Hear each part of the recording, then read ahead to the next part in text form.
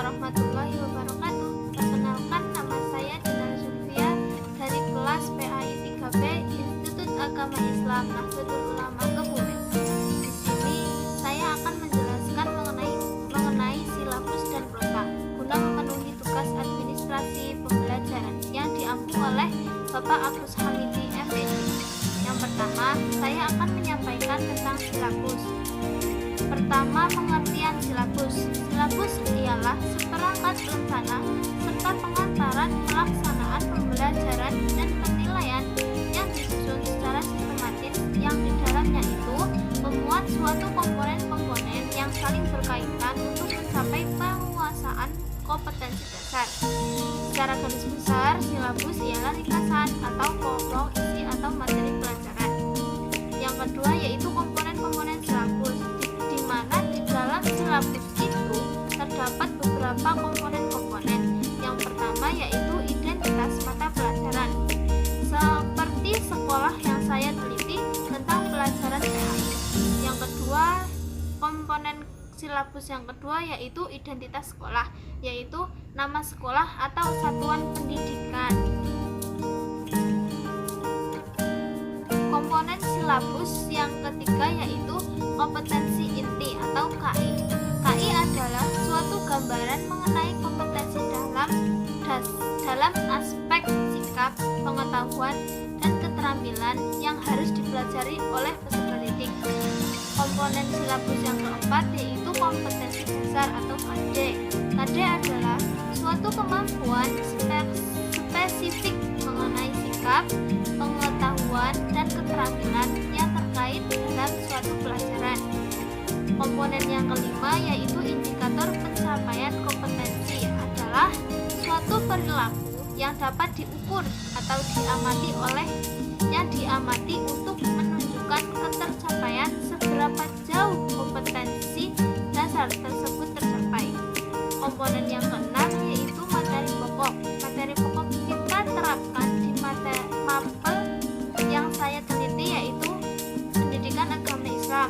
Misal, ada materi Quran Surat Al-Baqarah ayat 148. Untuk pengembangannya, siswa mampu membaca Al-Quran Surat Al-Baqarah ayat 148 dengan baik dan benar. Komponen silabus yang ketujuh yaitu pembelajaran, suatu pengembangan ataupun praktek hasil dari materi pokok yang sudah ditentukan di dalam silabus tersebut. Komponen yang kedelapan yaitu penilaian, proses pengumpulan dan pengolahan informasi untuk menentukan pencapaian hasil belajar peserta didik. Yang kesembilan yaitu alokasi waktu, sesuai dengan jumlah jam pelajaran dalam struktur kurikulum untuk satu semester atau 1 tahun. Komponen silabus yang ke-10 yaitu sumber belajar. Sumber belajar dapat berupa buku, media cetak atau elektronik, alam sekitar atau sumber belajar lain yang relevan. Yang selanjutnya di dalam silabus itu terdapat prinsip-prinsip perkembangan silabus. Yang pertama yaitu ilmiah. Keseluruhan materi dan kegiatan yang menjadi muatan dalam silabus harus benar dan dapat dipertanggungjawabkan kebenarannya. Yang kedua, relevan, cakupan, kedalaman, tingkat kesukaran, dan urutan penyajian materi dalam silabus sesuai dengan tingkat perkembangan fisik, intelektual, sosial, emosional, dan spiritual peserta didik. Yang ketiga yaitu sistematis. Komponen-komponen silabus harus saling berhubungan secara fungsional dalam mencapai kompetensi. Yang keempat yaitu konsisten. Silabus harus memperlihatkan adanya hubungan yang konsisten atau taat asas atau ajib antara kompetensi dasar, indikator, materi pokok, pengalaman belajar, sumber belajar, dan sistem penilaian. Yang kelima yaitu memadai. Cakupan indikator, materi pokok, pengalaman belajar, sumber belajar, dan sistem penilaian pada silabus cukup untuk menunjang pencapaian kompetensi dasar. Prinsip perkembangan silabus yang keenam yaitu aktual dan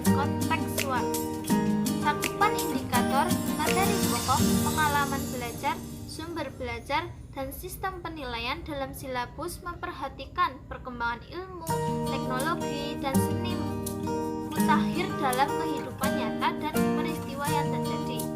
Selanjutnya yang ketujuh yaitu fleksibel. Keseluruhan komponen silabus dapat mengakomodasi keragaman peserta didik, mendidik serta dinamika perubahan yang terjadi di sekolah dan tuntutan masyarakat.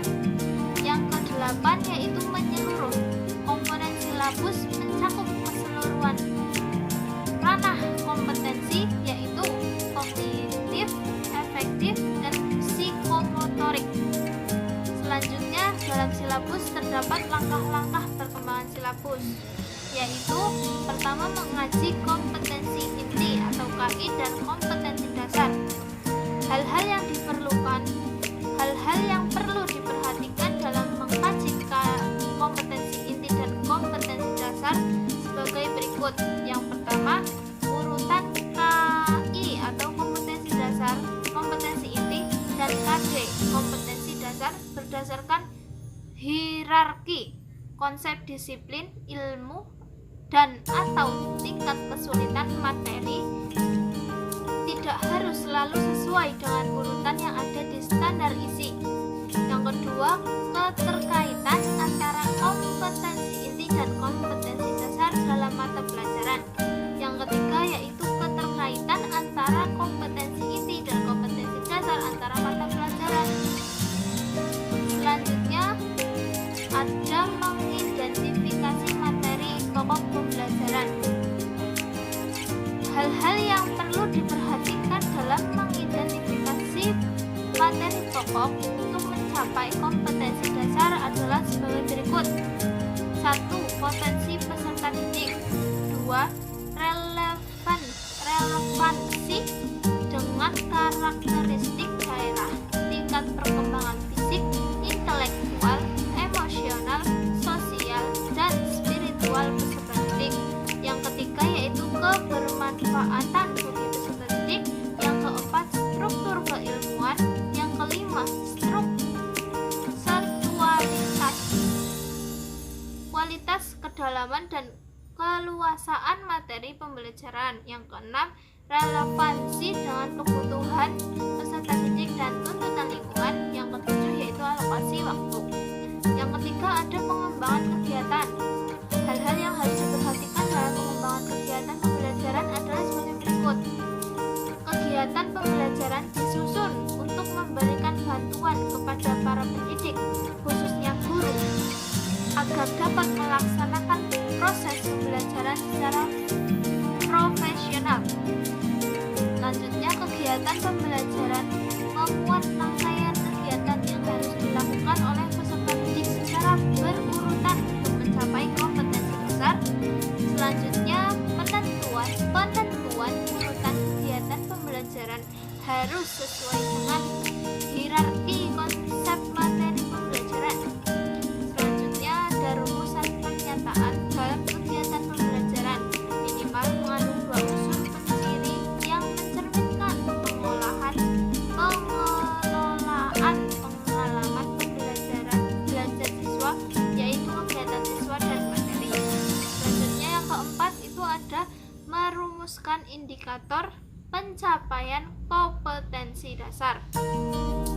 Indikator merupakan penanda pencapaian kompetensi dasar yang ditandai oleh perubahan perilaku yang dapat diukur, yang mencakup sikap, pengetahuan, dan keterampilan. Indikator yang dikembangkan sesuai dengan karakteristik peserta didik, mata pelajaran, satuan pendidikan, potensi daerah, dan dirumuskan dalam kata kerja operasional yang terukur dan atau dapat diobservasi. Indikator digunakan sebagai dasar untuk menyusun alat penilaian. Selanjutnya nomor 5 ada menentukan jenis penilaian. Penilaian pencapaian kompetensi dasar peserta didik dilakukan berdasarkan indikator yang sudah ditetapkan. Penilaian dilakukan dengan menggunakan non-tes dalam bentuk tertulis maupun lisan, pengamatan kinerja, pengukuran sikap, penilaian hasil karya berupa tugas, proyek atau produk menggunakan portofolio dan penilaian diri. Yang keenam ada menentukan alokasi waktu.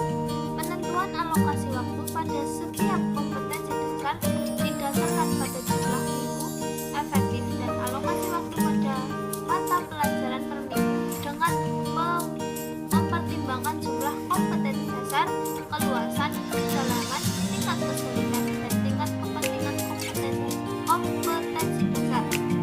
Alokasi waktu yang dicantumkan dalam silabus merupakan perkiraan waktu rata untuk menguasai kompetensi dasar yang dibutuhkan oleh peserta didik yang beragam. Yang ketujuh ada menentukan sumber belajar. Sumber belajar merupakan rujukan, objek, dan atau bahan yang digunakan untuk kegiatan pembelajaran yang berupa media cetak dan elektronik, narasumber, serta lingkungan fisik, alam, sosial, dan budaya. Selanjutnya saya akan menerangkan tentang PROTA. Yang pertama yaitu pengertian PROTA atau program tahunan. PROTA adalah susunan alokasi waktu pembelajaran selama 1 tahun untuk mencapai standar kompetensi atau SK dan kompetensi dasar atau KD yang di dalam PROTA juga terdapat langkah penyusunan PROTA. Yang pertama yaitu menganalisis kalender pendidikan dan menyesuaikan kebutuhan berdasarkan ciri atau karakter unit suatu pendidikan. Yang kedua, memberikan tanda untuk hari libur, permulaan tahun ajar baru, pekan atau minggu efektif untuk belajar dan jam efektif belajar setiap minggu. Adapun hari libur yang perlu diberikan dapat meliputi libur akhir tahun ajaran, libur keagamaan, libur hari besar nasional, dan libur untuk hari khusus. Langkah menyusun PROTA yang ketiga yaitu memperhatikan minggu efektif guna menyusun alokasi waktu di setiap kompetensi dasar. Yang keempat, menetapkan alokasi waktu yang diperlukan untuk setiap mata pelajaran kompetensi dasar dan pokok bahasanya di pekan efektif. Selanjutnya dalam PROTA yaitu ada komponen PROTA meliputi identifikasi atau satuan pendidikan, mata pelajaran, tahun pembelajaran,